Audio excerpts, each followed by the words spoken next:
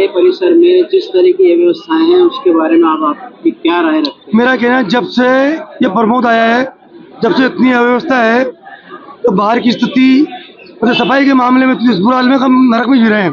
दूसरी बात, जब तक टेबलें लगी है हर आदमी के कपड़े फट रहे हैं, मतलब बाहर में हर अधिवक्ता दुखी है। और आज इस बाहर की जो स्थिति, और जहाँ तक बाहर के कोर्टों की स्थिति है, कोर्टों में भी वकीलों की हालत इतनी खराब होगी, अधिकारी कुछ भी कर रहे हैं बदतमीजी, लेकिन बाहर को सख्त आदमी चाहिए ताकि कम से कम बाहर की इज्जत और सम्मान बना रहे। परिसर में गंदगी फैल रही है, इसके बारे में आपका क्या? गंदगी के मामले में आज तक जो अध्यक्ष बना है, जो प्रमोशन अध्यक्ष है, उसी तरीके का अगर दलाल लोग आते रहेंगे तो इस बाहर का बहुत बुरा होगा। तो आगे आने वाला अच्छा आदमी आए ताकि बाहर की सफाई वगैरह, बाहर की इज्जत और सम्मान हो। ये है व्यवस्था क्या आप भी इसी कार्यकाल में देख रहे हैं, इससे पहले भी थी? नहीं, इसी कार्यकाल में अव्यवस्था देख रहे हैं, इससे पहले कभी नहीं थी। हमारे शहर में तो कहा गया है कि न्यायालय को हेरिटेज बनाया गया है। नहीं, बनाया गया है, लेकिन जब से ये प्रमोद ने अपनी जो व्यवस्था संभाल रखी है, सफाई के मामले में ध्यान नहीं दिया। आप पूरी तरह से सफाई के लिए प्रमोद जी को जिम्मेदार मानते हैं? प्रमोद जी यहाँ के अध्यक्ष है, उसकी जिम्मेदारी पूरी है। कोटा में न्यायालय में चुनाव हो रहे हैं वकीलों के, इस बारे में आप अपनी क्या राय रखते हैं? क्या समस्याएं हैं जो त्वरित कार्रवाई के तहत होनी चाहिए? चुनाव तो देखो गत वर्षों की भांति बराबर उसी अनुसार हो रहे हैं, चुनाव से कोई विशेष बात नहीं है। लेकिन जहाँ हम बैठे हैं, ये जो सिटिंग व्यवस्था की गई है और ये जो बिल्डिंग नई बनी, उसके बाद इसमें सिटिंग व्यवस्था लगभग नवरात्रि में हो गई थी, और नवरात्रि को गुजरे हुए लगभग 2 महीने से अधिक हो चुके हैं, और हमें ऐसा आभास होता है कि हम यहाँ कचरे के ढेर पे बैठे हुए हैं और बहुत अपमानित महसूस कर रहे हैं अपने आप को कि हम इस कचरे के ढेर पर बैठे हैं। 2 महीने से अधिक समय हो गया, आज दिन तक इसमें झाड़ू नहीं निकला, झाड़ू नहीं लगता। इसके लिए रेस्पॉन्सिबिलिटी पूरी तरीके से हमारे पदाधिकारियों की है, और पदाधिकारी इस ऐसी स्थिति को देखते हुए यही स्पष्ट होता है कि नाकारा हो गए, कुछ करना नहीं चाहते। एसोसिएशन ने जिस तरीके से कार्य किया उसके बारे में आप क्या कहते हैं? कुछ नहीं हुआ, बिल्कुल यूं ही मतलब समय निकाला है। जिस प्रकार से एक जानवर जमीन पर बैठ करके जुगाली करते हुए अपना समय व्यतीत करता है, इस प्रकार से इन्होंने समय व्यतीत कर लिया, कुछ नहीं हुआ। वकीलों के हित में, अधिवक्ता हित में कोई काम नहीं हुआ। भारत एसोसिएशन का कहना है कि करोड़ों रुपए के कार्य किए गए। तो करोड़ों रुपए के काम अभिभाषक परिषद कोटा ने नहीं किए, जनप्रतिनिधियों से डिमांड की थी, जनप्रतिनिधियों ने किए, लेकिन इनकी मेंटेनेंस करने का जिम्मेदारी किसकी है? झाड़ू लगाने की जिम्मेदारी किसकी है? झाड़ू लगवाने की जिम्मेदारी किसकी है?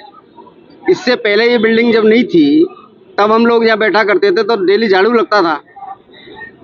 आज 2 महीने से अधिक समय हो गया, झाड़ू नहीं लगा। आप खुद देख रहे हैं, कचरे के ढेर पे बैठे हम, अपने आप को अपमानित महसूस कर रहे हैं। एक न्यायालय का चपरासी है, कोई भी बैठा वो अच्छी जगह पे बैठा है, हम उससे बुरी स्थिति में बैठे हैं। आज हमारा रिश्तेदार या किसी हमारे साथी अधिवक्ता का रिश्तेदार या परिजन का अगर कोई आ जावे तो वो क्या सोच के जाएगा कि हम कैसी स्थिति में बैठे हैं यहाँ। ऐसी इन सारी परिस्थितियों को देखते हुए ये आवश्यक हो गया है कि बाहर का अध्यक्ष के चुनाव जो हो रहे हैं, इसमें ऐसे क्रांतिकारी और ऐसे सशक्त व्यक्ति को लाया जाना आवश्यक है अब, क्योंकि स्थिति बहुत बदतर हो गई है। नाम बताइए। सतीश शर्मा। बोलिए। देखो, लीगल जो व्यवस्था है ना यहाँ, ये बहुत डगमगाई हुई है आज की तारीख में। कोर्टों में क्या होता है कि चालान पेश होता है, पुलिस वाले अपने आप अपनी तरफ से वकील अपॉइंट कर लेते हैं, या फिर खुद उनमें जुर्म स्वीकार करा करके और उन मुद्दों को वहीं पे निपटा देते हैं। ऐसे में जूनियर वकील को काफ़ी नुकसान हो रहा है और वो अपना वकालतनामा नहीं लगा पा रहा है, और पुलिस वाले स्वयं उसकी तरफ से पैरवी कर लेते हैं छोटे मोटे मुकदमों में।